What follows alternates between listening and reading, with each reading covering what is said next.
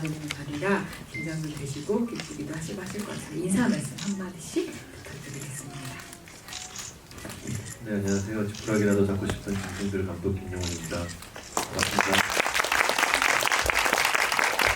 안녕하세요. 저는 지푸라기라도 잡고 싶은 진심들에서 연희역을 맡은 전도연입니다. 이렇게 날씨도 비도 오고 굿인데 이렇게 자리 가득 채워주셔서 너무 감사해요. 네, 고맙습니다. 먼저 네로라 하는 배우님들이 다 나오셔가지고 정말 예상치 못하는 연기를 보여주셔서 그에 대한 각자 느끼신 궁금한 점 있으실 거라고 생각하고 이따가 끝날 즈음에 제가 객석으로 마이크를 드릴 테니까 직접 두 분께 여쭤보실 수 있는 기회를 드리도록 하겠습니다. 제가 먼저 대표해서 몇 가지 궁금했던 걸 여쭤볼게요.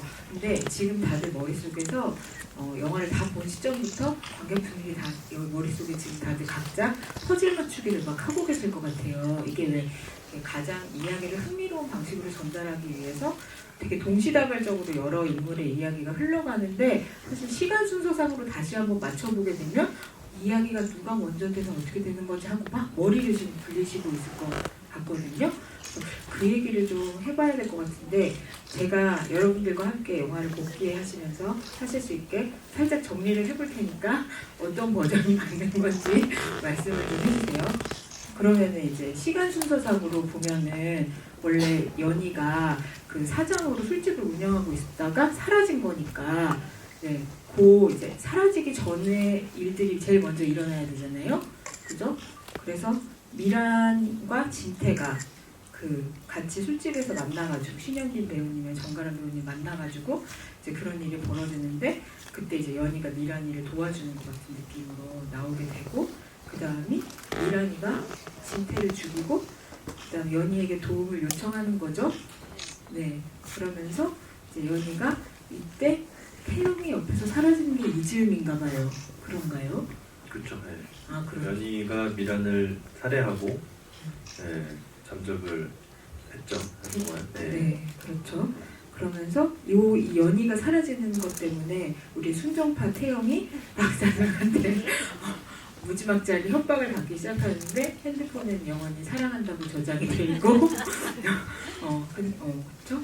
그 즈음에 중만이 호텔 사우나에서 일을 하면서 열심히 이제 구박을 당하고 고난을 헤쳐가는 게 되는데 이때 사실 경찰들이 와가지고 미란이 남편 대신 죽은 사람의 실종 전단지를 보여주면서 이 사람 어떻게 된 봤냐 이런 거 물어본 거고 그랬는데 이제 연희가 다른 나라로 가야 되기 때문에 이때 다시 태영이한테 아닙니다. 그렇군요. 제가 잠깐 스톱을 죄송하지만 드렸던 게 제가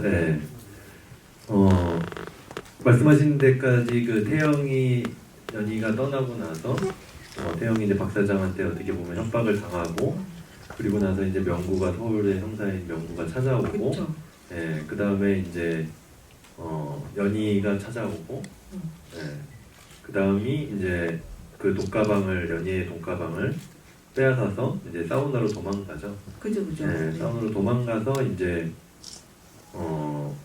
차지하는 데 됐으나 중만이 이제 거기다 이제 사우나에 돈가방을 놔두고 이제 죽게 되죠. 그죠. 죽게 되고 이제 그 뒤에 이제 중만이 열심히 일을 하다가 돈가방을 발견하게 되고 그 뒤부터는 이제 중반의 이야기는 이제 또 형사가 찾아오고 그렇게 진행이 되는 겁니다. 그렇죠. 네. 그렇게 말씀하셨던 거였나요? 아니 제가 약간 요약을 해보려고 했는데 너무 자세하게 근데 말씀해 왜 듣는 저도 헷갈리죠? 사실 더 모자랐던 데 들릴 것 같아요. 그러니까 사실 간단하게 말씀드리면 미란의 이야기가 가장 앞선 그쵸. 이야기고 그다음에 태영의 이야기가 그 다음 이야기고 그다음에 중만의 이야기가 이제 마지막에 이제 벌어지는 이야기다 이렇게 그냥 간단하게 하면은 그렇게 정리가 되는 얘기죠. 근데 이게 영화상에서는 동시간대처럼 이제 구성이 앞부분에 돼 있고 또 그런 페이크들이 느껴지게끔 좀 돼 있다 보니까 좀 헷갈릴 수 있는 여지들이 있는 부분이 있는데 이제 좀 정리를 간단하게 하자면 그런 식으로 시간 구성이 되어 있는 이야기죠. 저도 영화를 보면서 이게 시간 순서로 그렸다고 생각하게 해보니까 오히려 지금처럼 돈가방이 진짜 누구 손에서 누구 손으로 스쳐가는지 그 얽히고 설킨 관계가 이 영화에서 되게 중요한 거잖아요. 그러니까 그걸 되게 동시다발적으로 보여주는 게 영화의 주제에 더 맞았겠다는 생각이 들었거든요. 그래서 여러분도 그거에 대해서 각자 감상을 가지실 수 있을 것 같은데, 근데 여기서 그럼 이 구성의 묘가, 가장 큰 묘가 뭐냐면, 그렇게 보면 시간 순서상 제일 먼저 나와야 되는 연희를 감독님이 중반에 등장을 시켰다는 거예요. 네. 왜 그런 묘수를 두셨죠? 묘수라고까지 해주시니까 좀 네. 묘수 네. 아닌가요? 아 근데 일단은 생각했던 거는 이제 이 각 미란이랑 그 태영이랑 그다음에 중만이 어떻게 보면 짐승이 되어가는 과정을 중반까지는 좀 보여주고 싶었고요. 그 짐승이 되었을 때 또 다른 포식자가 나타나는 구조라고 생각을 했었어요. 근데 그 가장 큰 포식자가 이제 연이라는 인물이었고, 그 연이라는 인물이 이제 그 각 인물들을 이제 찾아가는 그 후반부의 이제 이야기들은 그런 구조로 이제 설정을 했었죠. 네. 그래서 사실 배우님 나오실 거라는 얘기도 다 알고 있고, 더군다나 앞에 다른 인물들의 입을 통해서 연희가 어떤 사람인지 막 얘기가 되잖아요. 그러다가 뒷모습부터 딱 나오잖아요. 근데 그 순간이 가장 약간 호흡을 멈추고 영화를 보게 되는 순간 중 하나인 것 같아요. 헉! 뒤를 돌면 어떤 모습일까 이런 생각하면서, 또 배우님도 이 영화에서 연희가 등장하는 순간에 어떤 느낌이어야겠다 이런 생각하셨을 것 같은데 어떠세요? 사실 연희는 제가 시나리오 읽을 때서부터 이미 너무 씬도 그렇고 캐릭터도 너무 강렬했기 때문에 조금 힘을 빼고서 조금 나른한 느낌으로 보이면 어떨까, 뭔가 오히려 보는 사람들이 더 긴장하게끔, 그래서 좀 무언가를 더 하려고 하지 않고 오히려 조금 더 힘을 빼려고 했었어요. 그냥 아무것도 안 해도 연희는 연희처럼 보일 것 같았어요. 사실 다른 인물들은 여러 가지 스토리나 그 감정적인 것들이 많이 비춰지는데, 연희는 사실은 감정보다는 어떤 행동으로 계속 연희가 보여지잖아요. 네. 그렇기 때문에 그냥 있는 그대로로만 해도 어떤 모습이어도 연희처럼 보일 것 같았었어요. 네. 말을 좀 잇자면 저도 그날 되게 너무 인상적이었는데, 사실 선배님이 그 촬영을 할 때 이제 무술 감독님이 이제 어떤 디렉션을 또 이제 때리는 장면이다 보니까 디렉션을 좀 주잖아요. 근데 선배님이 이거 어떻게 해 이렇게 하더라고요. 되게 이렇게 너무 걱정하시거나, 이거 병도 처음 만져보시는 그런 느낌이셨어요. 병도 이게 설탕병이고 뭐 이런 느낌이었어요. 하여튼 재주가 있으시죠? 네, 이렇게 되게 이걸 이렇게 무술 감독님도 시연을 했는데 이렇게 하라고요? 뭐 이렇게 약간 좀 이렇게 이런 걸 처음 만져보시는 느낌으로 사실은 저는 좀 맨 처음에 생각을 들었었거든요. 근데 레디 액션하고 이제 슛이 딱 들어갔는데 바로 여러분들이 보신 그런 느낌으로 빡 나온 거예요. 첫 테이크예요? 네, 첫 테이크예요. 그래서 모든 스태프들과 저 역시도 그냥 헐 이런 느낌이 있잖아요. 네. 근데 그 어떤 정적과 저도 그런 어떤 충격이 바로 오케이가 될 그런 느낌을 고스란히 관객한테 전달하고 싶더라고요. 그래서 그때는 바로 그 그 컷을 찍고 바로 오케이를 했었던 것 같아요. 그래서 와, 무섭더라고요. 네, 그 처음 병을 지는 느낌에서 그런 걸 딱 슛이 들어갔을 때 확 돌변하시는 그 모습을 보고 조심해야 되겠다라는 생각이 했었죠. 예. 정말요. 감독님은 성대모사에 대해서 어떻게 생각하십니까? 우습다고 생각해요. 그리고 우와, 마이크 잡으니까 사람이 이렇게 돌변하는지 몰랐어요. 마이크 체질이시구나. 네. 오늘 그럼 멋진 활약을 기대해 보도록 하겠습니다. 근데 말씀하셨지만 사실 이 영화에서 그 인물들이 돈가방을 차지할 수 있는 어떤 능력치를 레벨로 표시한다면, 저는 진짜 능력치로만 치면 연희가 정말 말씀하신 최상위 포식자인 것 같거든요. 근데 그 연희의 가장 큰 무기, 가장 큰 아이템이 다른 인물들은 다 절박함이라면 연희한테는 그 사람이 원하는 감정을 주고 보여주고 마음을 얻는 기술인 것 같았어요. 그래서 약간 카멜레온처럼 미란이 앞에서는 미란이가 원하는 사람이 돼주고 태영이 앞에서는 태영이 원하는 사람이 돼주잖아요. 근데 그게 너무 정말 딱 맞는 역할이다 이렇게 생각이 들었고 그런 의미에서 배우님이 그 연기하시는 데 있어서 되게 더 기대를 하면서 막 보게 된 점이었는데 그 연희가 그러면 미란이 앞에서와 태영이 앞에서의 모습이 조금씩 다르잖아요. 그걸 어떻게 생각하고 연기하시는지. 근데 말씀하신 게 맞는 것 같아요. 연희는 상대방한테 원하는 걸 얻기 위해서 그 사람이 보고 싶어하는 모습을 보여주는 여자인 것 같았어요. 그래서 사실 저는 연기할 때 재밌었어요. 왜냐면 제가 이 지푸라기라도 잡고 싶은 짐승들 전작들은 굉장히 이렇게 뭔가 액션보다는 좀 감정적으로 많은 것들을 표현해야 되는 역이었기 때문에 사실 좀 굉장히 힘들고 어렵기도 하고 고통스러웠었거든요. 근데 연희는 정말 그냥 쓰여진 그대로로만 해도 연희였기 때문에 사실 저는 연기할 때 굉장히 재밌게 했었어요. 그리고 어쨌든 사람의 마음을 잘 어떻게 해야 얻을 수 있는지 너무 잘 아는 사람인 거잖아요. 태영이도 그렇고 미란이도 그렇고. 그렇기 때문에 저는 즐기면서 촬영을 잘 한 것 같아요. 그리고 그 아까 멸치병 씨는 제가 얘기해야겠어요. 아니 그렇게 그게 설탕으로 만든 거긴 하지만 다치는 사람들이 있어요. 저는 얘기를 들었었어요. 그리고 제가 맞는 게 아니고 때리는 거잖아요. 근데 혹시라도 다칠 수 있기 때문에 네, 겁이 나더라고요. 근데 그 무술 감독님은 사실은 그런 액션을 너무 많이 해보셨기 때문에 어떻게 해야 사람이 안 다치는지를 알고 때리시는데 저는 그렇지 않기 때문에 그래서 감독님이 괜찮다고 하셔서 제가 한번 맞아보라고 그랬어요. 머리에다가. 근데 맞지는 않으시더라고요. 그렇게 괜찮으면 감독님 한번 맞아보시라고. 그러니까 저는 기억이요. 생각입니다. 네, 그래서 그런 위험 부담이 있어서 사실은 너무 죄송해서 미안해서 여러 번 가는 것보다는 정말 최대한 할 수 있다면 한 번에 끝내는 게 좋다고 생각을 했기 때문에 네, 그렇게 열심히 했던 거죠. 네, 역시 프로다 이런 느낌이 들면서 근데 그런 의미에서 저는 이 연희라는 캐릭터가 이런 최상위 포식자의 범죄자가 되지 않았으면 정말 명배우가 됐을 만한 그런 사람이라고 생각하거든요. 근데 그런 의미에서 우리 감독님이 연희라는 역할을 전도연이라는 배우의 아우라를 그냥 가지고 들어온 인물이라는 생각이 들었어요.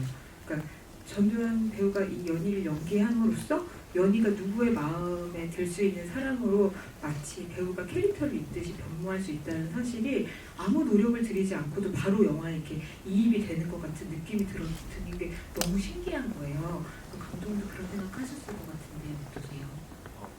물론이죠. 저는 선배님이 캐스팅 되는 순간 그냥 끝났다 생각했어요. 그 뒤에 일들은 그냥 맡기면 되겠다라는 생각을 할 정도로 뭐 그런 느낌이었고 사실 대본 리딩을 할 때 선배님의 같이 이제 처음 그 연희의 목소리를 어떻게 보면 들었었는데 그때 굉장히 어떻게 보면 말씀하신 것처럼 힘을 굉장히 빼주고 이렇게 나른한 느낌의 그런 어떤 대사 톤이었어요. 근데 그 느낌이 저는 너무 좋더라고요. 사실 그 리딩 때 들었을 때 어찌 보면 제가 생각지 못했던 연희의 어떤 그 시나리오상에 너무나 강렬했던 캐릭터였는데 그런 모습을 오히려 선배님이 해석하셨을 때 좀 더 나른한 어떤 그런 느낌으로 해석을 하셨는데 그게 더 섬뜩하더라고요. 저는. 네, 그걸 그 리딩 때 들었을 때 근데 그 해석이 저는 너무나 좋았었고 현장에서도 사실 그런 모습들을 보일 때 너무 사실은 찍으면서 섬뜩할 정도로 좋았었죠. 네.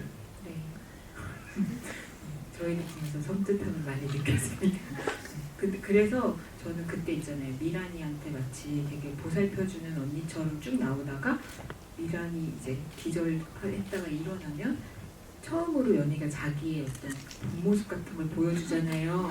근데 그때 과연 저 시나리오를 먼저 읽었어가지고 배우님이 어떻게 어떻게 연기할까 또 막 이렇게 하면서 막 봤거든요. 근데 그때 정말 아까 말씀하신 거에 공감하는 게 저는 되게 거기서 완전히 다른 얼굴을 보여줄 수도 있었을 텐데 오히려 되게 힘을 안 들이는 것 같은 느낌으로 연기를 하셨다는 인상을 받았어요.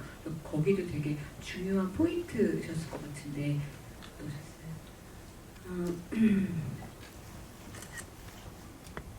연희의 이제 전사에 대해서 좀 궁금해서 감독님한테 여쭤봤어요. 그렇게 살인을 아무렇지도 않게 스스럼 없이 저지르는 연희에 대해서. 근데 감독님이 어쨌든 살인을 연희는 지금이 처음이 아닌 계속적으로 이런 일을 해왔었던 여자다라고 이야기를 해주셨어요.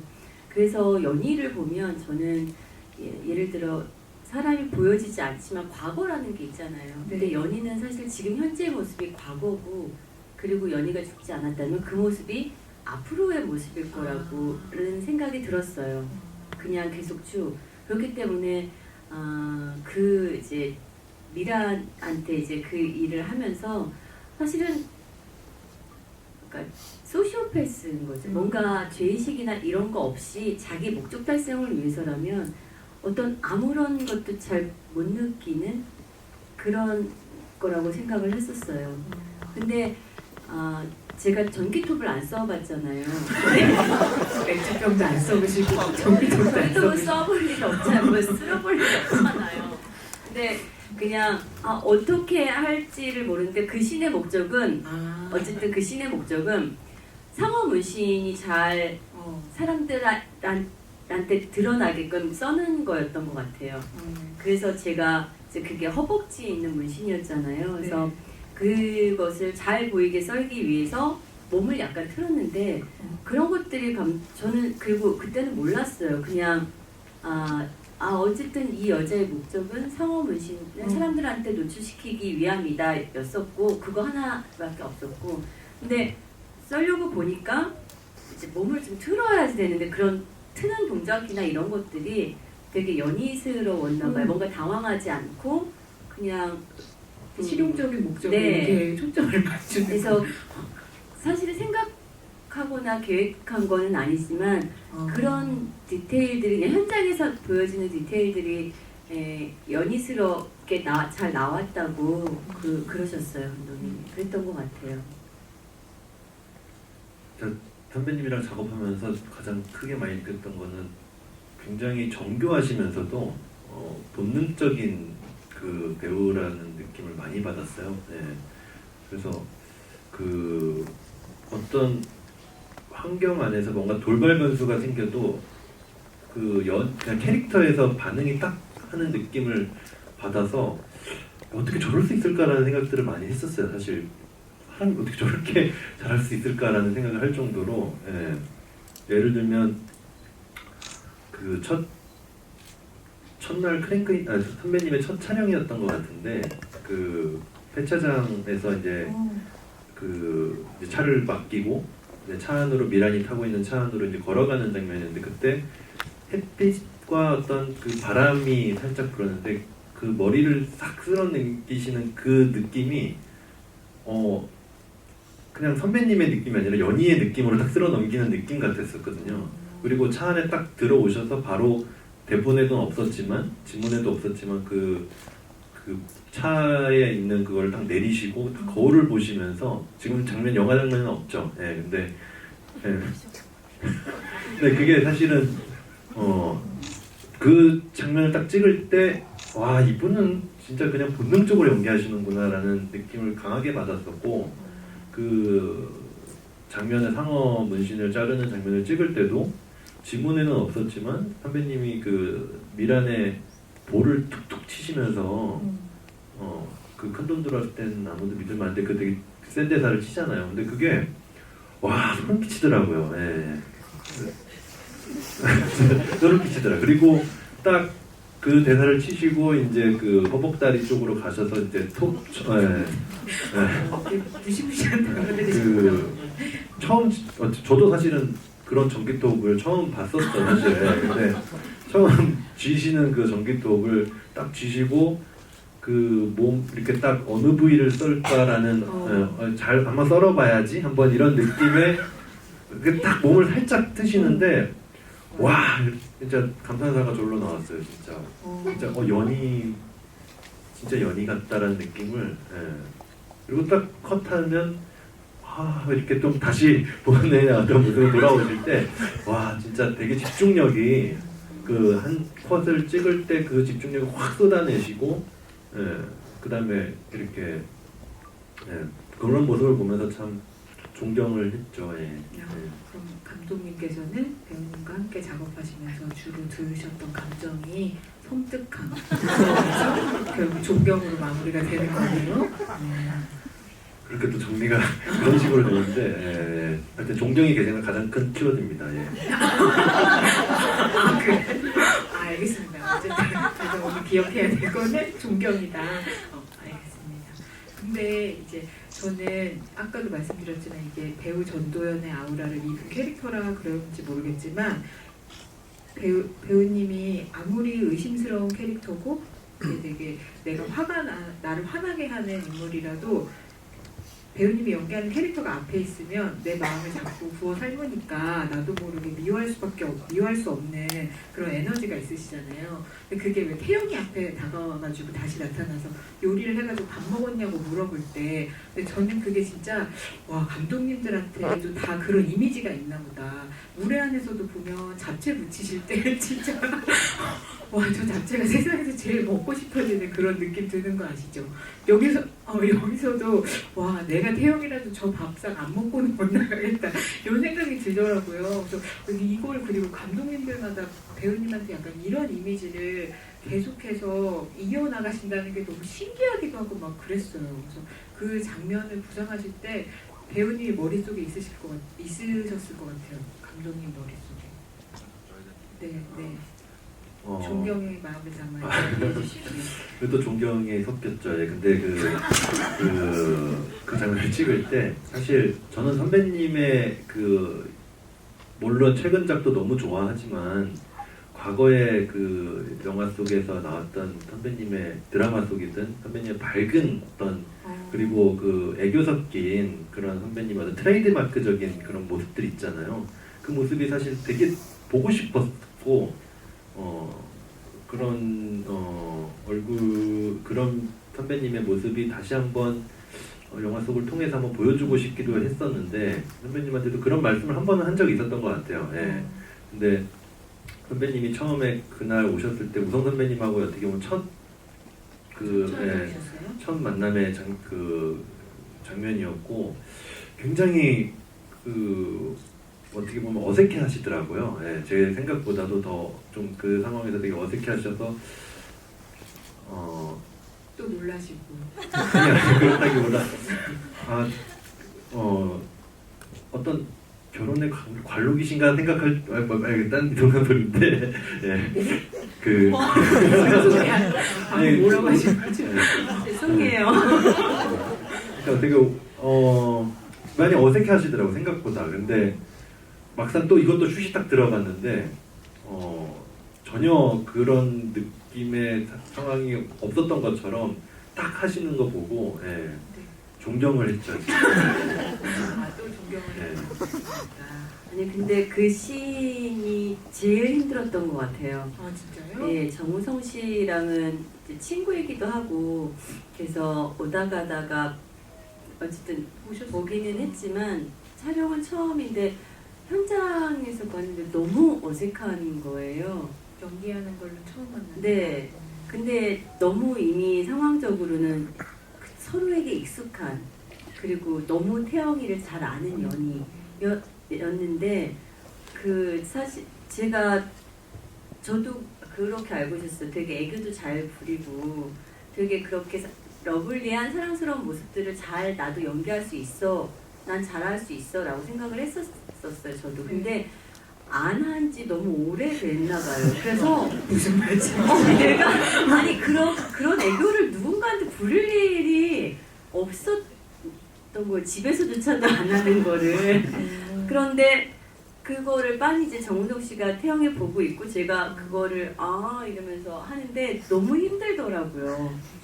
네, 그래서 그 씬을 몇 번 갔었어요. 제가 계속 NG를 냈었어요. 다시 하겠다고. 제가 너무 어색해서. 근데 이제 되게 오랜만에 나타난 연희이기도 하고, 근데 보시는 분들은 그게 연희 어떤 태영이를 또 꼬시기 위한 어떤 그냥 수줍음? 이렇게 잘 봐주시는 것 같더라고요. 그래서 우성 씨랑은 되게 짧게 촬영을 했어요. 그래서 그렇게 첫 씬이 좀 힘들었고 좀 익숙해 갈 무렵에 끝났죠. 왜냐하면 저도 그 태영이란 캐릭터를 이제 시나리오로는 봤지만 정우성 씨가 어떻게 찍는지는 몰랐잖아요. 어떤 캐릭터인지는 어떻게 연기를 하는지는. 근데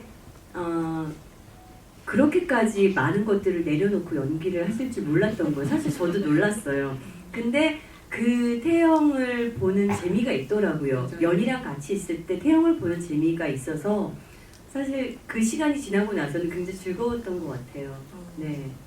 근데 저는 정말 애교라기보단 진짜 딱 배우님의 필모그래피 안에서 보이는 여러 가지 모습들이 연희 안에서 다 이렇게 함축이 되는 것 같은 느낌이라고 해야 하나? 놀랐어요. 그 모습을 오랜만에 꺼낸다고 생각하셨다는 것 자체가.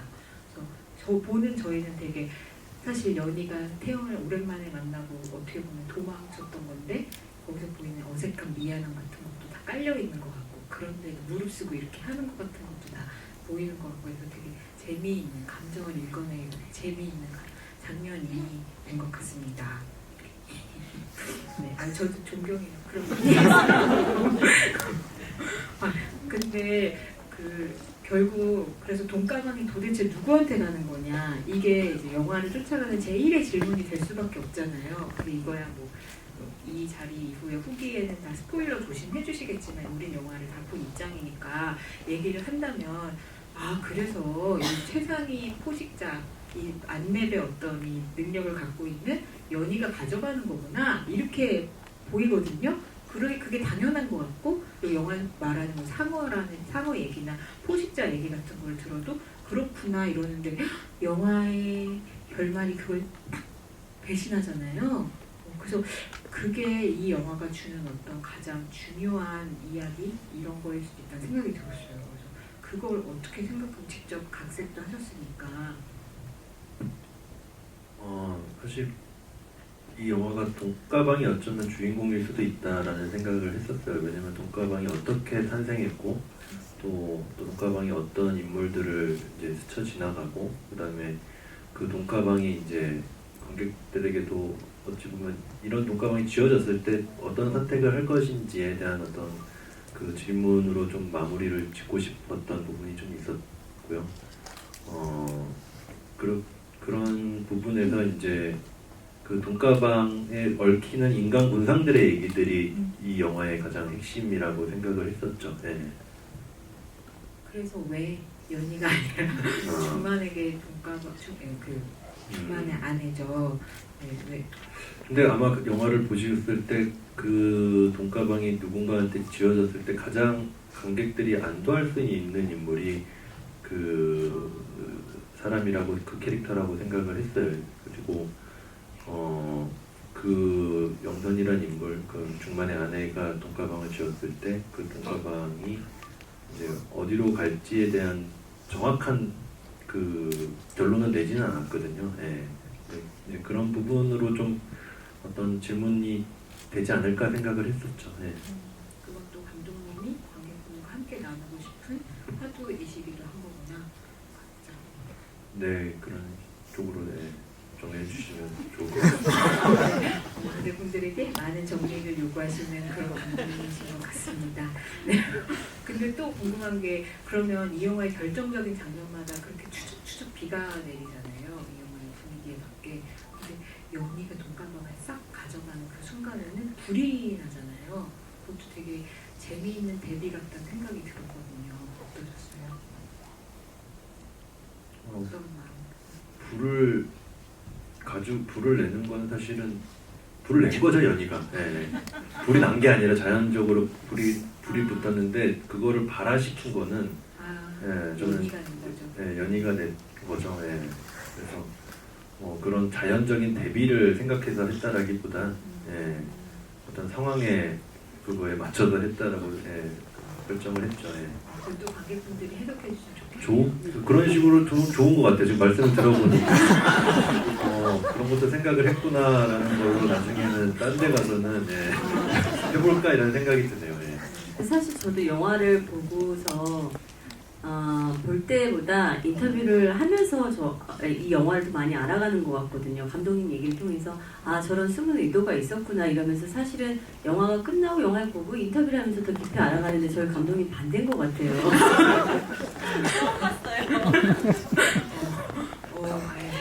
그런 의미. 여지를 많이 남겨두고 싶습니다. 그렇군요. 정말 관객분들을 영화 속으로 끌어들이는 재주가 있으신 게 감독님이라는 생각이 듭니다. 저는 이 영화가 보여주는 여성 캐릭터가 연희를 중심으로 해서 저는 어떻게 보면 연희의 시작이 미란이 같았을 수도 있겠다 이런 생각이 들면서 미란이가 연희를 따라하는 점이나 그리고 어떻게 보면 연희에게 마음을 딱 뺏기지 않는 캐릭터는 결국 윤여정 배우님이 연기하신 그 캐릭터잖아요.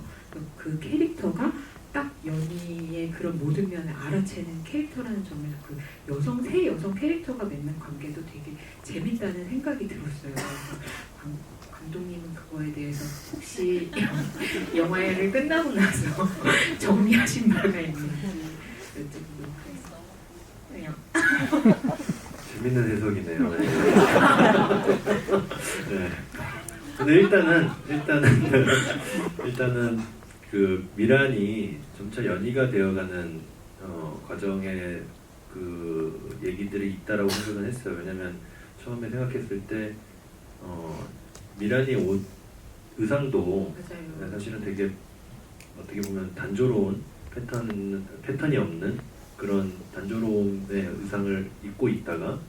점차 이제 패턴이 생겨가고, 근데 그게 이제 패턴이 생겨가는 거가 연희의 옷 의상을 보면 또 미란을 만날 때 굉장히 강한 패턴들을 가지고 있는 그런 걸 보면서 이제 점차 연희가 되어간다라는 과정을 좀 의상으로 사실은 좀 보여주려고 했었죠. 그 다음에 나중에 이제 연희를 그 상업 문신을 새겼을 때는 이제 완전한 어떤 패턴과 이제 심지어 연희의 헤어까지도 따라한 그런 어떤 모습을 통해서 어쩌면 연희도 미란 같은 삶을 살지 않았을까라는 걸 유추할 수 있게끔 그런 해석도 할 수 있다라고 보여져요. 근데 그런 과정들을 사실은 좀 보여주려고 했었고, 순자와 연희와의 관계에서 봤을 땐 재밌는 해석입니다. 저는 재밌는 해석인데 저는 순자가 뉴스를 계속 보고 있게 만들고 싶었어요. 왜냐면 그 사건을 계속 들여다보고 있는 인물. 그래서 사실은 나중에 그 순자가 그런 얘기들을 했을 때 뭔가 되게 유레카 같은 느낌을 받을 수 있는 그런 어떤, 근데 그 캐릭터는 어쨌든 치매인지 아닌지 그런 어떤 굉장히 헷갈릴 수 있는 그런 캐릭터가 계속 TV만 딴 데를 보지 않거든요. TV만 계속 바라보는 그거에서 뭔가 그런 캐릭터가 그런 딱 어떤 절묘한 순간에 그런 진실을 딱 얘기할 때 재밌을 것 같다는 생각을 했었어요. 그래서 그렇게 생각을 했지, 사실 뭐 이렇게 인물의 어떤 유기관계 그런 쪽까지는 생각을 못했던 것 같아요. 꼭 생각할 필요가 있나요? 재밌는 해석입니다. 근데 그건 뭐 다른 해석의 어떤 차원인 것 같아서. 칭찬을 드려서 저도 굉장히 감사합니다. 그 전도연 배우님한테는 그럼 연희를 이 영화를 다 보고 나면 연희의 심리를 가장 중요한 질문을 제가 드리는 마지막 질문으로 드리고 싶은데, 사실 그렇다고 소시오패스 같아 보이는 구성이 있긴 하지만 연희가 다른 인물들을 만났을 때 그 사람을 살피고 그렇게 감정으로 대하는 게 100% 거짓 같진 않거든요. 그러니까 미란이한테서 남편한테 맞는 증상을 발견하고 나서 도와주려고 한다든가 하는 건 그 순간 진심이었을 수 있다고 생각해요. 그러면 어느 순간 연희가 저 돈가방을 차지해야겠다고 생각하고 계획을 세운 건지 궁금해지더라고요. 이것도 감독님이 사실은 대답하셔야 할 것 같긴 한데. 네. 그러니까 또 많은 관객들의 해석이 분분할 것 같은데 사실 제가 이제 의도한 부분은 관객한테 이 장면을 통해서 이제 여기서 시작됐구나라고 생각할 수 있던 장면은 사실 노래주점 그 루만에서 그 연희하고 이제 미란이 대화를 나누는 장면에서 미란의 뒤에 거울이 있어요.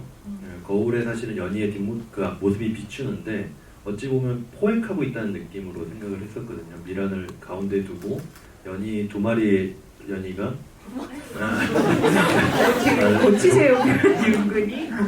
상어라고 생각을 했죠. 포식자라고 생각을 했을 때. 연희 상어다. 네, 근데 그랬을 때 어떻게 보면 잠깐 녹화 버튼을 꺼주시면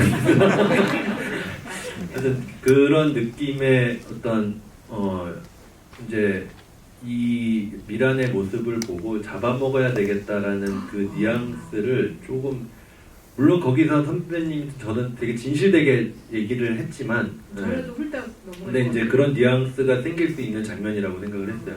그러니까 어느 포인트에 과연 이 미란을 잡아먹을 생각을 했을까라고 생각을 했을 때는 저는 그 시점으로 그 생각을 해서 좀 그런 설정들을 좀 했던 것 같아요. 네. 그리고 캐릭터를 조금 그냥 연희 캐릭터를 조금 보태서 얘기하면 연희 자신이 하고 있는 말이나 어떤 행동에 대해서 진심이라고 믿는 것 같아요. 그 순간에. 스스로? 네. 근데 그것에 대한 어떤 감정적인 연민이나 어떤 동요가 아니고 그것을 진짜라고 믿는 것 같아요. 무언가 어떤 자기가 원하는 모습 혹은 돼야지 되는 모습이 되기 위해서 지금 이 순간은 진짜라고 내가 이 아이한테 하는 것들이 하는 이야기들이 진심이고 진짜라고 스스로도 믿고 있다고 생각했어요. 저는 연희는. 이 상대하고 안에서 생기는 어떤 감정이라고 어떻게 보면 네. 자기가 믿고 싶은 자기가 네, 그 순간 네. 되는 거구나. 보여줘야 될 모습에 집중하고 그게 진짜라고 믿는 그렇게 저는 생각을 하고 연기를 했어요. 근데 이게 되게 신기하게 들리는 게 뭐냐면 연희를 배우 같은 존재라고 놓고 보면 이게 연기를 잘하는 비결 중에 하나인가 이런 생각 그런 식으로 들리기도 하고 되게 재밌어요. 저는 진심이 있어요. 그럼요. 갑자기 우리 모두 존경하는 그 진심이 아니 저는 그래서 그런 점에서 이 영화를 바라보는 여러 가지 관점이 생기고 되게 곱씹기가 재밌는 영화더라고요. 이 영화가. 그래서 여러분들도 그런 의미에서 영화가 극장으로 나서고 나서도 되게 이 영화를 계속 생각하게 되는 그런 매력을 즐기실 거라고 생각합니다. 그러면 저희가 남은 시간 동안 여러분들께 질문을 받는 순서를 가지려고 하는데요. 이렇게 제가 하나 둘 셋 팔 아프니까 하나 둘 셋 하면 바로 이제 손 드시는 대로 해주시고 첫 번째 질문을 우리 거침없으신 감독님께서 어떤 분이 하실지 정해주시면 되겠습니다. 하나 둘 셋 제가 할게요. 하나 둘 셋. 그 가운데 계십니다. 네. 겨자색 니트 입으시는 분.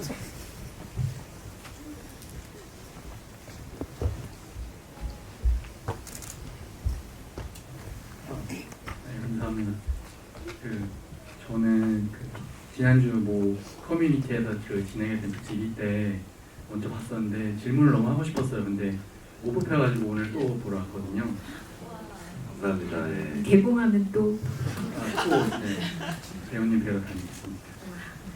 감독님께 질문을 드리고 싶은데 조명에 대해서 질문을 드리고 싶거든요. 보면은 시작부터 태영이 집안에는 빨간색 밖에서 유흥주점에서 들어오는 빨간 불빛이 계속 들어오고 예를 들어 미란 같은 경우는 주로 노란색 빛이 이렇게 들어오거든요. 아파트 현관 앞에 노란불 바로 아래 있다든지 그런 식으로 빨간색하고 노란색을 많이 쓰셨는데 또 무언가 결심을 하거나 여럿이 모일 때는 그 빨간색하고 노란색이 혼합해서 이렇게 쓰였더라고요. 예를 들어 태영과 붕어가 얘기할 때는 한쪽 편에는 빨간불인데 반대편에는 노란불이 그 둘 사이에 들어온다든지 아니면 나중에 임재원 배우까지 해서 셋이 아파트에 모였을 때는 태영 쪽에는 빨간불이 계속 들어오고 임재원 배우 쪽에는 흰색불하고 합쳐져가지고 노란색불이 계속 그런 식으로 들어오던데 빨간색하고 노란색을 어떻게 조합해서 쓰신 건지 궁금합니다. 깊게 말씀드려서 남의 영화 얘기하는 저도 다시 봐야 되겠네요. 농담이고요. 네. 사실 조명 감독님과 이제 촬영 감독님하고 의견을 나눌 때 그 라이팅 디자인을 각 인물마다 좀 다르게 하자라는 게 기본적인 방향이었어요. 그래서 물론 그런 어떤 점들이 흥미롭게 보셨을 수도 있겠지만 기본적인 설계는 인물마다 좀 다른 라이팅을 설계를 해보자. 그래서 연희 같은 경우는 화이트, 그리고 태연 같은 경우는 블루, 진태 같은 경우는 보라, 아니면 미랑 같은 경우는 약간 말씀하신 것처럼 주황과 어떤 노랑의 어떤 그런 사이의 어떤 색깔 그런 느낌으로 사실은 디자인을 처음에 설계를 크게 했었고, 근데 또 각 인물마다 그 공간들이 사실은 또 그 중요하다 보니까, 그리고 좀 장르적 어떤 색채들도 각 인물마다 좀 다르게 좀 가고 싶었던 부분이 좀 있어서 그런 부분에서 이제 태연 같은 경우는 좀 네온 사인에 가장 좀 묻어날 수 있는 왜냐면 태연이 그런 어떤 되게 고독하게 느껴질 것 같았어요. 그 네온 사인 안에서 그 집 앞에 있는 그 태연이 모습이 보여질 때 또 그런 어떤 계속 변화되는 그런 조명 속에서 되게 불안감이 또 심리적 불안감이 또 강화될 것 같다는 생각을 했었고, 그런 차원으로 사실은 조명 디자인들을 좀 설계를 했었던 것 같아요. 예. 그래서 말씀하신 것처럼 빨강과 노랑의 중심으로 이렇게 하셨는데 저도 한번 다시 볼게요. 예. 이게 더 강렬히 하셨다게 느껴졌다는 거 보면 예. 즐거운 관람 되시길 바랍니다. 1차 관람하려고. 다음 제가 하면서 다시 하면 배우님이 한 분 선정해 주세요. 네. 하나, 둘, 셋. 저기 불빛으로 하시고 그래서 세 번째 줄에 중간 앉아 계십니다. 예, 저번 주 월요일 날 시사회 보고 이번 두 번째 보고 있는데, 와 너무 감사해요. 네, 이번에 오늘 보니까 뉴스들이 아까 전에 뉴스를 언급하셨는데 뉴스들에서 이제 그 등장인물들의 그 죽음에 관한 뉴스들이 계속 나오잖아요. 네, 한 가지 뉴스가 그 뉴스가 아닌 뉴스가 제가 들었던 게 있어서 그것도 그 등장인물에 관련된 뉴스인지 물고기가 죽어서 계속 건져내는데도 계속 죽고 있다라는 그런 뉴스가 나왔었는데 그것도 등장인물에 관련된 뉴스인지 궁금합니다. 이것도 감독님이 대답하셔야 될 것 같아요. 너무 불안해요. 감독님 너무 오른쪽까지 보고 제가 아직 대답해요. 불안불안한 자리가 계속되고 있습니다. 네. 그 뉴스는 생각은 나시죠? 그럼요. 예. 아마도 그 두만이랑 연희가 들어왔을 때에 들어오기 전에 그 나왔던 뉴스 말씀하시는 것 같은데, 사실 영화 속에 보면 캐릭터 인물들이 붕어, 메기, 그리고 물론 이제 샌드타이거 상어도 나오고 좀 어항에 있는 느낌들을 좀 많이 생각을 했었어요. 네. 그래서 맨 처음에 태영의 그 두만을 찾아갈 때도 어떤 그 양어장 같은 그렇게 어떻게 보면 물속에, 왜냐면 그 물속에 가장 큰 포식자는 상어고 그 상어의 어쨌든 먹잇감들이 있는 느낌들을 담기 위해서 그런 캐릭터들을 이름도 그런 식으로 했었고 뭐 그렇게 좀 생각을 했었죠. 예. 그러다 보니까 그런 물고기들 얘기들을 좀 뉴스로 했을 때 재밌을 것 같다는 생각을 했어요. 나중에 이런 어떤 발견하는 재미? 예. 예상한 바다. 예. 제가 예상했던 너무 정답 같은 질문을 해주셔서 감사합니다. 네, 그러면 모든 걸 예상하고 계신 감독님이 세 번째 질문자를 뽑아주시도록 하겠습니다. 하나, 둘, 셋. 네네네네. 저 가운데 핸드폰 들고 계신 분, 안경 끼신 분 말씀. 정장 입으시고. 네. 이거 경쟁이 치열해질 것 같은데 질문하시면 두 분의 친필 사인이나 함께 보도자료 드리고 있어요 지금. 그 순자가 연희를 보자마자 약간 악한 사람인 걸 알잖아요. 그래서 혹시나 그 중만의 아내가 그 순자가 계속 죽이려고 한다 막 그런 얘기를 하는 게 마지막에 어떤 면에서 보면 진짜로 죽이려고 했다는 생각이 들긴 했거든요. 그래서 혹시 그 일부러 감독님이 마지막에 그 가족을 만나러 가거나 그런 거를 일부러 연출을 안 하신 건지, 아니면은 영선이 뭐 선한 역인데 관객들에게 약간 악한 감정을 의심을 품게 만들려고 연출하신 건지 궁금합니다. 그런 의도가 담겨 있긴 했어요. 네. 안 믿으시는 느낌인데. 네, 그런 의도. 왜냐면 사실 저도 진경 선배님을 제작사 대표님하고 의견을 나누면서 사실은 캐스팅을 했던 부분도 그냥 어떤 전형 뭐라 그럴까, 되게 며느리 이렇게 당하는 며느리잖아요. 사실 그 집안에서 어떤 고생하는 그런 모습인데 그냥 우리가 늘상 생각하는 어떤 그런 이미지보다는 조금 다른 느낌, 그러니까 되게 좀 이럴 수도 있고 저럴 수도 있을 것 같은 그런 느낌을 가진 분 같았어요.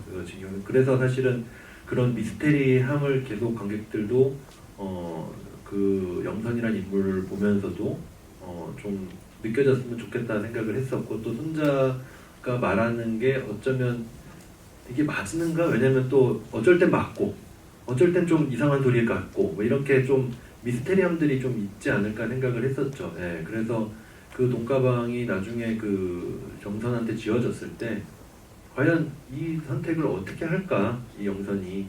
그게 또 미스테리함이라고 생각을 했고, 또 그게 관객한테 던지는 질문이라고 생각을 했었죠. 예. 네. 감독님한테 계속 질문이 몰리는 이유가 뭘까요, 여러분? 이분이 어떤 대답을 내는지 궁금해서일까요? 네, 이어가 보도록 하겠습니다. 배우님께서 한번 골라주세요. 하나, 둘, 셋, 네.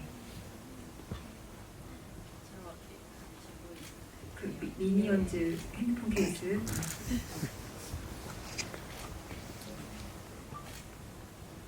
저도 영화 2번 봤는데요.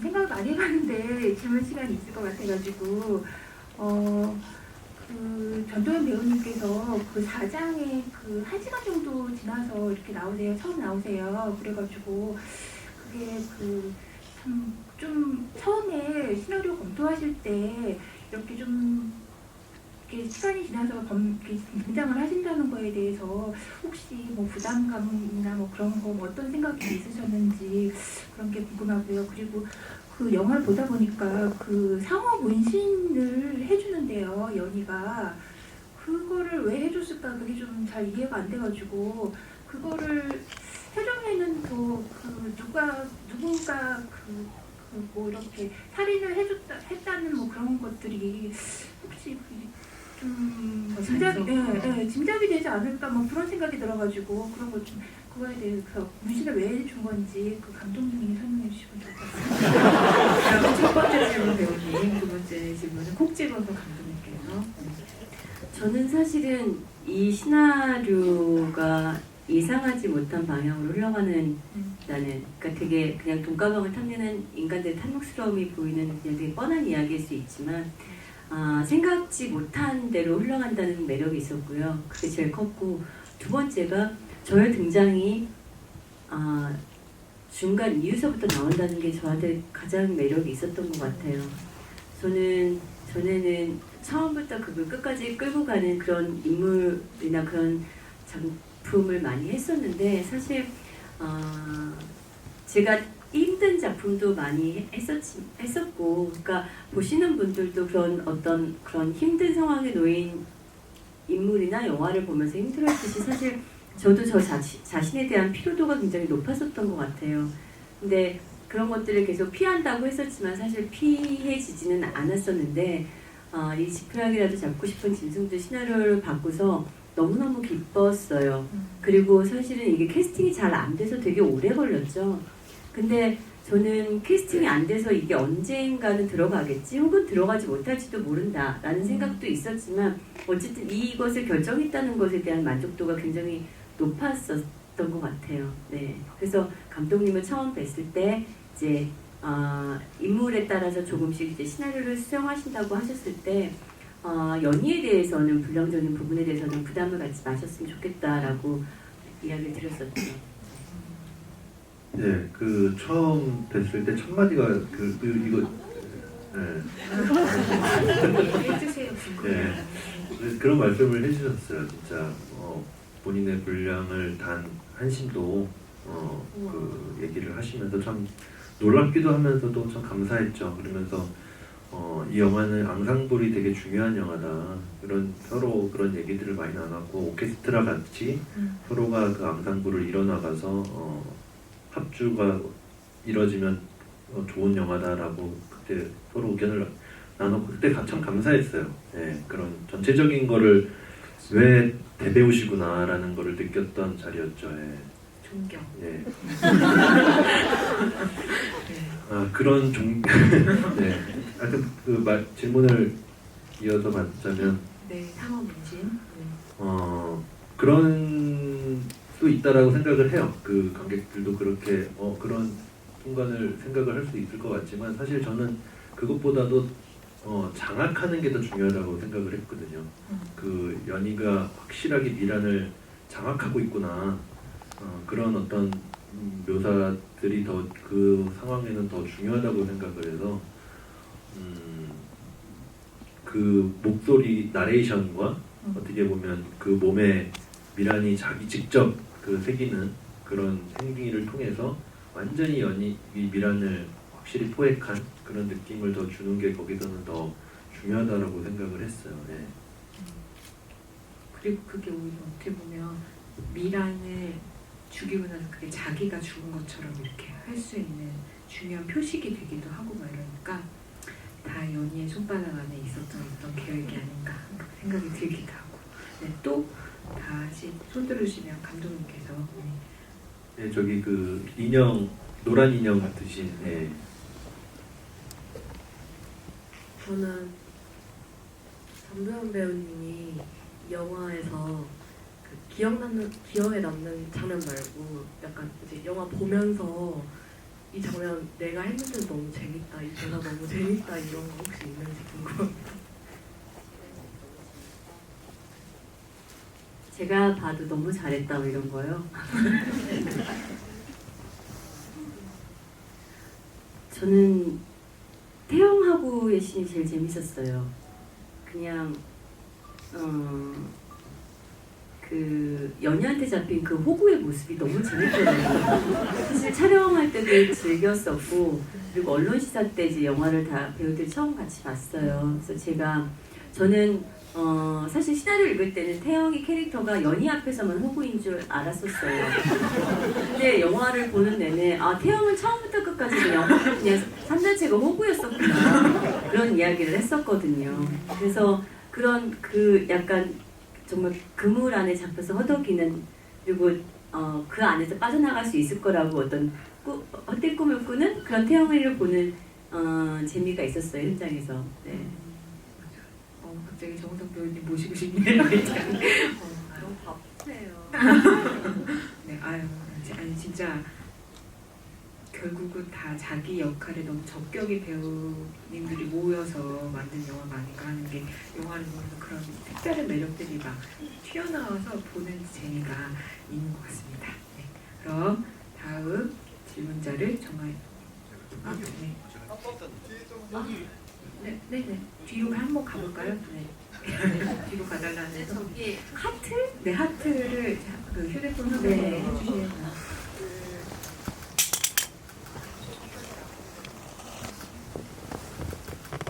네. 우선 지금 기회 주셔서 되게 감사합니다.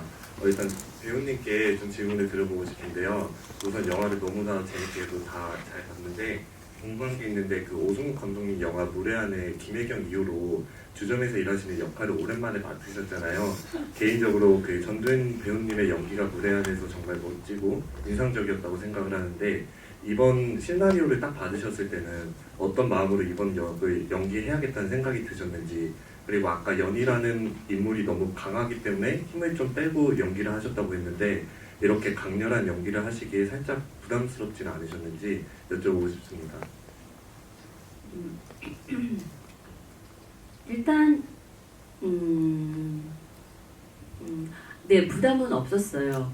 그 연희 직업이라던가 연희 어떤 그런 강렬한 캐릭터, 씬 그런 것들에 대한 부담은 없었었고 오히려 무례한의 해경처럼 뭔가 스토리가 있어서 뭔가 또 감정적으로 되게 힘든 인물이었으면 아마 선택하지 않았을 수도 있었을 것 같아요.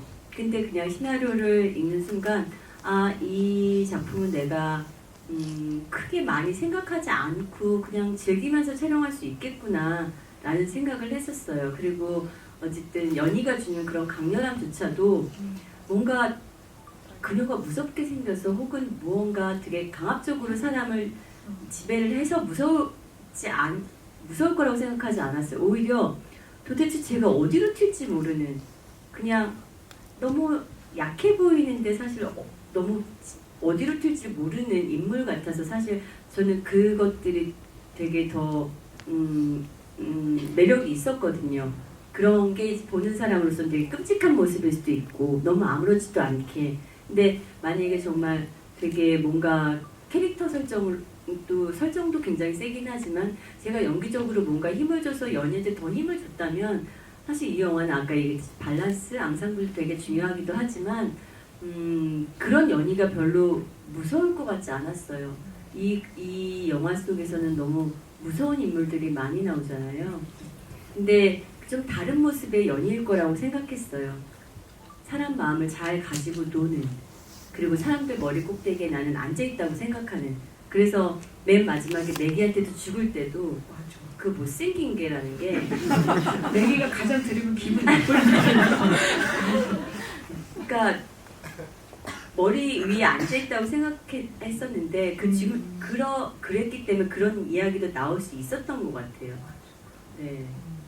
그래서 저는 재밌게 촬영을 했어요. 진짜 근데 질문의 답변을 한 번에 다 해주신 것 같아요. 진짜 그런 최상의 포식자인 연희가 매기한테 당해서 죽는 장면이 되게 생각해볼 만한 게 많은 것 같아요. 저는 이상하다. 그 매기가 분명 이 모든 인물들이 돈가방을 쫓으니까 연희를 죽이고 쫓아온 건 돈가방 쫓으러 온 건데 왜 돈가방 안 찾고 갔을까 했을 때 그 말이 너무 머리에 남아서 나한테 못생겼다고 했어. 이런 마음으로 당황해서 그냥 간 거 아닐까 이런 생각했을 정도로 저는 그 씬이 되게 인상적이었거든요. 그래서 그 얘기도 들을 수 있어서 좋습니다. 그러면 시간이 거의 다 돼갔는데 마지막 한 분 정도 해야 될 것 같아요. 여기 모자 쓰신. 네, 맨 첫 줄로.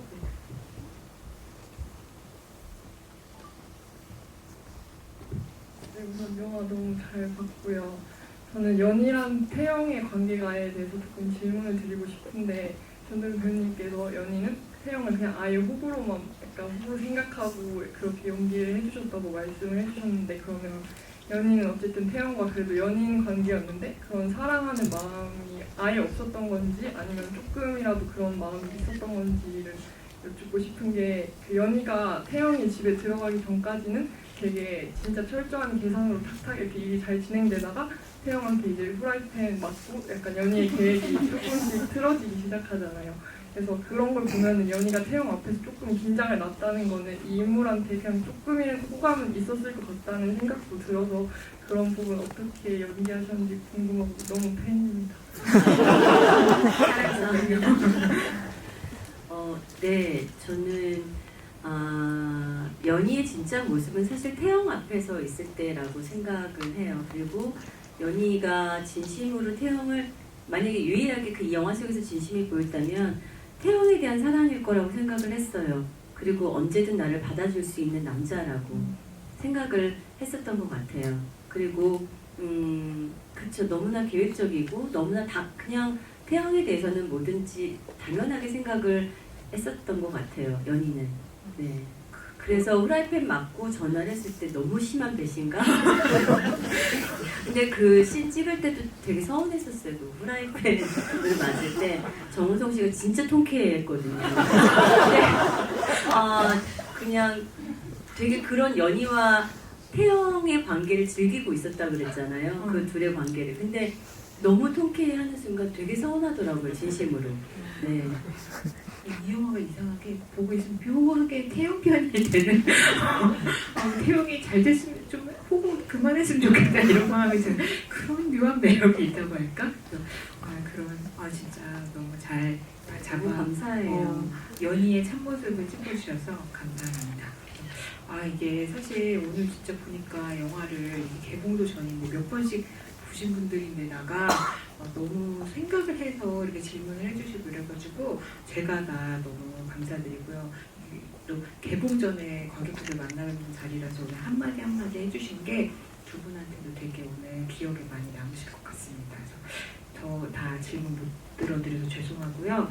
이분들께 질문하실 수 있는 자리가 몇 번 더 있을 것 같으니까 그때 뵙기로 하고 네, 마지막 인사 말씀 한 번씩 청하고 이 자리 마무리하도록 하겠습니다. 사실 한 달 전에 여기서 개관식을 했을 때 저도 이 자리에 왔었어요. 그래서 축하를 드렸었는데 선배님의 그 어떤 발자취, 포트폴리오를 보면서 저는 방점을 찍어야 됩니다. 근데 진심입니다, 사실. 근데 진짜 그 발자취와 포트폴리오를 보면서 참 너무나 그 멋있더라고요, 정말. 그리고 너무 저 되게 감명받았던 되게 너무나 이 어려운 작품들에서 정말 그런 것들을 선택하시고 또 그것들을 정말 이루어 나가셨구나라는 그 모습을 보면서 참 존경스럽더라고요. 진심입니다. 근데 그런 자리에 있다가 제 영화를 통해서 이 자리에 그리고 전도연 관의 그 상영을 하게 된 게 정말 큰 영광이라고 생각을 하고 있고요. 또 이렇게 관객분들 개봉하기 전에 이런 자리에서 뵙게 돼서 참 또 좋은 추억이 될 것 같다는 생각을 합니다. 먼저 말씀을 해주셨지만 사실 이 영화가 아직 개봉을 아직 안 했기 때문에 많은 지금 나왔던 질문들과 얘기들이 사실은 또 다른 어떤 영화를 처음 보시는 관객분들한테는 되게 재밌는 지점들일 수 있어서 부탁드리지만 어떤 그 스포일러는 좀 조심해 주셨으면 감사하겠습니다. 감사합니다.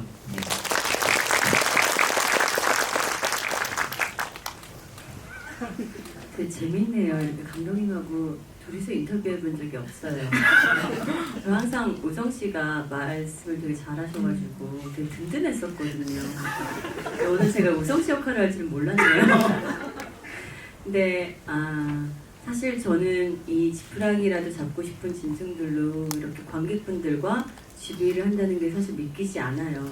왜냐면 시작을 감독님도 저도 이것이 과연 들어갈 수 있을까, 언제 들어갈지 모르는 기약 없는 시작을 했었기 때문에 그리고 다 찍고 나서도 이게 언제쯤 개봉할 수 있을까를 너무나 노심초사 기다렸었기 때문에 이렇게 개봉이 되고 관객분들이 이 영화를 보고 같이 이야기를 나눌 수 있다는 게 사실 되게 꿈만 같다고 했었어요. 이런 영화는 처음인 것 같아요. 그리고 저는 되게 신인 감독님들하고 일을 굉장히 많이 했었어요. 어떻게 보면은 거의 제 필모의 한 80% 90%네 그랬는데 점점 저는 이제 시간이 지나고 저의 포트폴리오가 쌓여가고 그러면서 신인 감독님에 대한 시선이 예전 같지 않고 어떤 걱정들이 생기는 거예요. 근데 이 작품은 그 걱정이 더 컸었던 것 같아요. 왜냐하면 윤 선생님도 그렇고 정우성 씨도 그렇고 너무 많은 배우들이 믿고서 그 이야기가 다 이 이야기를 선택해 주셨기 때문에 책임감이 너무너무 클 거라고 생각했어요. 그래서 감독님이 잘 해주길 바랬고 그리고 걱정을 굉장히 많이 했었는데 영화를 보고 사실은 제가 현장을 갔을 때 저는 중간에 들어갔었는데 감독님이 굉장히 현장을 즐기고 있어서 어디 두고 보자 이랬었거든요.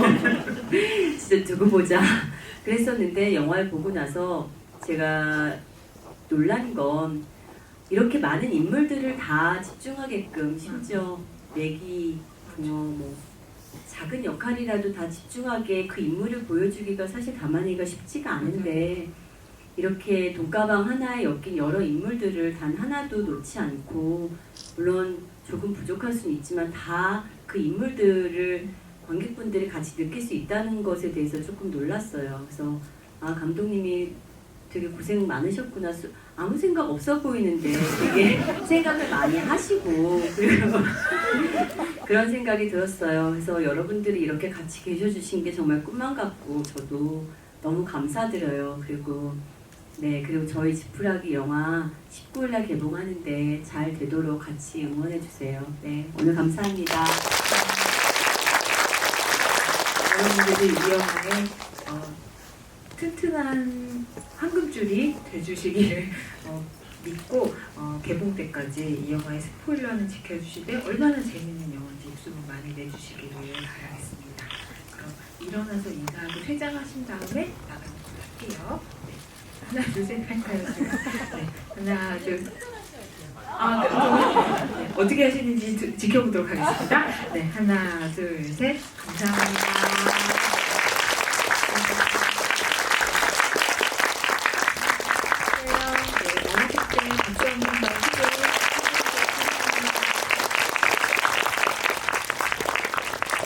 여러분, 저희 정말 빽빽히